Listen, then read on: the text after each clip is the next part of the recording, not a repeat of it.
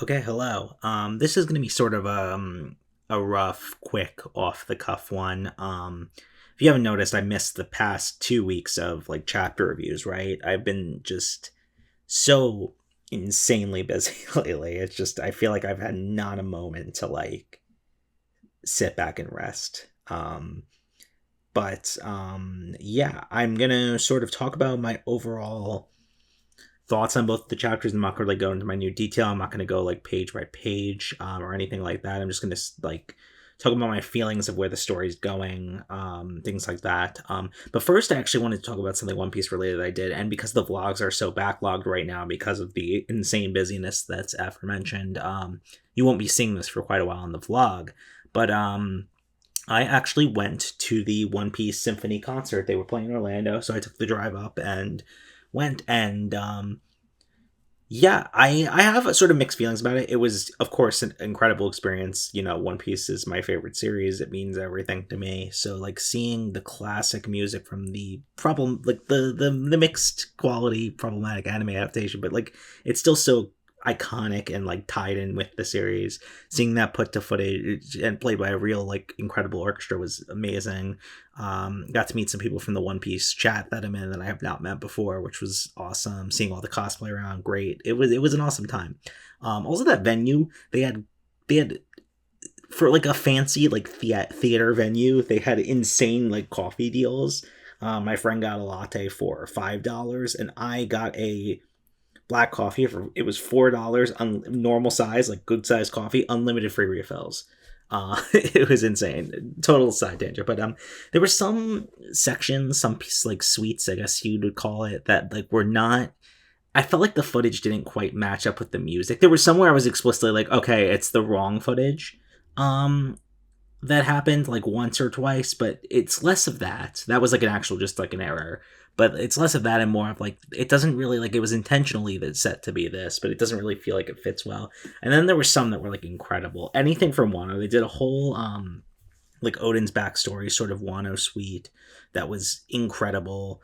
They did, the drums of liberation, of course, which was like sort of like the highlight climax of the show, which was incredible as well. And I think the little more slept on one, they did like the Yamato Ace stuff, and that was really special. And Yamato is a character that's so dear to my heart, so that really touched me. That was the only one that actually made me tear up a bit. That only section, I was expecting to cry more, but they didn't touch any of the Kuma stuff. I think it's because the show has been going for a little while and it's a little too new.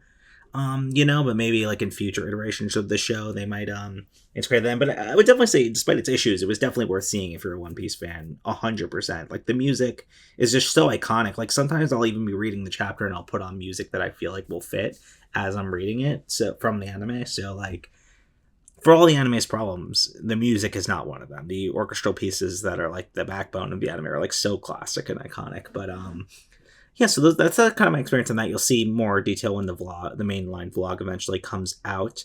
Um, but you know what? I changed my mind. I was like kind of wanting to rush through this almost, but I decided I'm going to pull up the chapters right now and just scroll through. So we're going to be covering two chapters, 1163 and 1164 here. But I'll be going quick. I'm not going to like touch on any real details fully.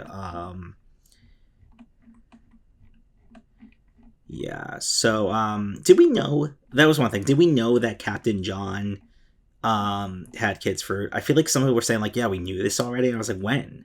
So you can comment below when they revealed that. I'm just totally forgetting. Um,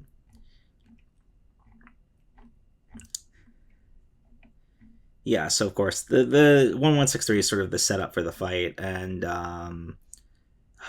fucking Dragon loses the kid, and the kid crawls into the chest as is like we knew it was bound to happen eventually. But there was a panel in 1164. I'm gonna just skip to 1164 because it's kind of like just like the 1163 is like sort of the prelude setup for that and sort of the action. But yeah, there's a panel that like was so crushing, and it's so like emblematic of Dragon's character and where he's gonna go in the future of the series. And it was this panel. Why can I not find it again? Of course, every time I want to find a panel and I'm in the middle of talking in a video, it always happens where I'm like scrolling through and I'm like, the panel's gone. It's not in the series. Um, like, God, where was it?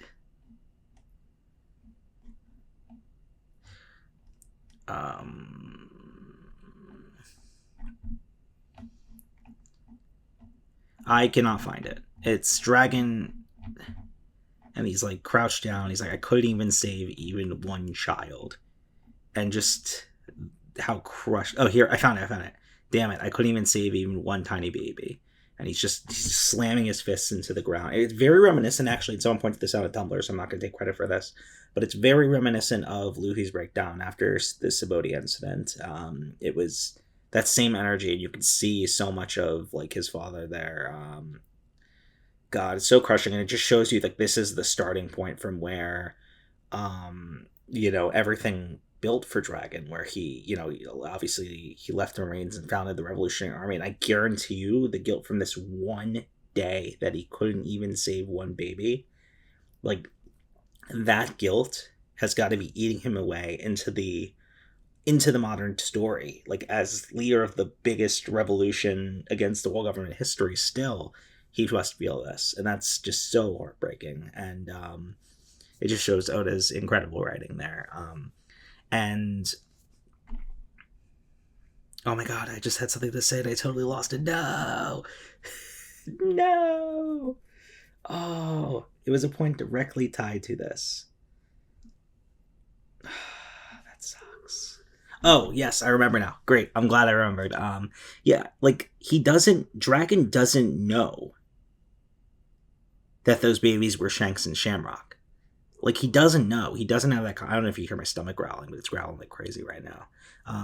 But he genuinely, I forget this, but he does not know that those babies are Shanks and Shamrock. So, Dragon was at Roger's execution, like a little bit of ways away, like standing in the same like group of people as Shanks, and he doesn't know that that's the baby he couldn't say. You know what I mean? Like that's, oh, it's so heartbreaking. If he would have known it's Shanks, like. Imagine how like elated he would feel to see like that's how the baby turned out. Like this pirate that's known to be good in the world. Like this renowned pirate that was on Roger's crew. Like Shanks would be elated. I mean, Dragon would be elated, but he'll never be able to know that, and Shanks will never be able to reveal it to him either. There's no. That's the tragedy of the story, is that there's no way for those two pieces of information to link, because it would imagine the elation. I mean, he'd still feel guilt over how Shamrock turned out, of course, but imagine the elation Dragon would feel knowing that, like, the baby turned out to be Shanks, like, the relief. And there's just never a way that can be communicated or conveyed, and that's, like, another example why Oda's so good at writing tragedy. It's amazing. But, anyway, this chapter was, like, of course, insanely filled with so much lore. We get, like,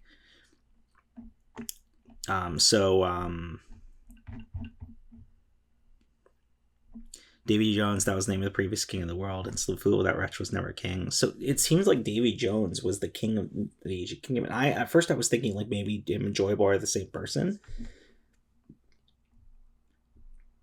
Yeah, I wonder who scares you. Like, and then Rock says, I wonder who scares you most, Davy D. Jones, Joy Boy, and Emu gets like really like visibly angry. Like, it's not even like oh, I'm his like haughty, like normal, like he's visibly pissed off. And the fact that, and that's what's amazing, like fucking Rox is so strong here that like so strong, and I don't even mean this in like a power scaling sense. I mean this in like that too, but also like in a sheer willpower sense as a character. The fact that he's being dummy reverses, which we've seen in other examples to be instantaneous shift. You lose all of your normal consciousness. You're completely possessed. And he's so strong that he's resisting so hard and having a full conversation with Emu. And then when it shifts him even more and he's like actually on the prowl and attack and he can't control his emotions and he's not able to function there, he's still able to say to Roger and Garp at the end, he says, kill me, please kill me, and he's crying. And it's the fact that he can even speak that through it, and he's able to use he's using Voice of All Things to do it. Oh, that's amazing. And Garp can hear it. Did we know that Garp can hear Voice of All Things? I can't remember if we knew that, but God, so good. And it's just, and like something I was thinking about is like Blackbeard how like he's sort of taken all the wrong messages away from his father's downfall and defeat and failure and used that to drive him. And it's very similar. It reminds me of Doflamingo and Rocinante, where like Blackbeard goes through all of this trauma and tragedy and becomes an absolute like menace and villain, and he's totally like misinterpreting what his father would have wanted. And imagine how angry Blackbeard would be if he was able to see that, like learn how Rocks really was and realize like Luffy, this guy that like he fucking hates, like is the is much more reminiscent of Rocks than he ever will be. And it's crazy. God, I love this little panel of so Kuma and teleports I can't remember her name, Rox's wife, and little Blackbeard. He teleports them away. he leaps and teleports them away to safety from the cannibals, and then he turns around, he sees fucking possessed Rocks for a second, and he's like, oh, goodbye. He just moves himself away. I was dying at that. That was so funny. But yeah, I love that Kuma's the one to do that too. I think that's like, it really ties everything together. It's it really goes to my thesis statement that Kuma is really like the nexus, not the nexus, the heart of One Piece. Like everything kind of revolves around him, and everything's sort of connected to him thematically 100%, but also like narratively. And I think like Oda really good at making a sort of central character in the narrative that isn't the main character, and I really love that. I really, really love that. I don't know many series that have ever done that, to where there's this one figure that's sort of like all of the plot threads like sort of revolve around. Like you could say maybe in like A Song of Ice and Fire, like Rhaegar, like might have been that, but not the same way as Kuma is, because Rhaegar doesn't capture it thematically in that sense, while Kuma is narratively the center, the core of everything, and also thematically. I think that's the key difference there. But yeah, I talked about the lore of the world for a second before, but like going back on that, like it, I thought that like Joy Boy Might and Davy Jones might be the same person, but they're definitely different people. And we now know that Davy Jones was the king of the ancient kingdom, supposedly. God, the ancient kingdom is going to be so interesting. And it seems like Rocks like knows everything. It seems like he knows. I wonder if it's something with the Davy clan just knows the truth of the world, and that's why they need to be wiped out.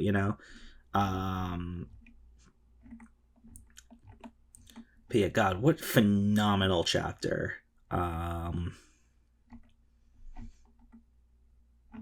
Yeah, I don't know if I have anything much more to say. That's kind of like what I wanted to cover here. God, and no break next week, hopefully. You know what? Let me check Viz right now, because Viz usually is a more accurate calculator than it being in the bottom. But God, Oda is just incredible. I know I gush about and say that every week. No, it's this weekend. We're getting a new chapter. I am excited, but yeah, I think that is about it for this one. I'm probably missing a bunch of stuff from between the two chapters that I wanted to talk about originally if I would have recorded on time, but that's not going to happen. So yeah, that's about it. Thanks for watching / listening.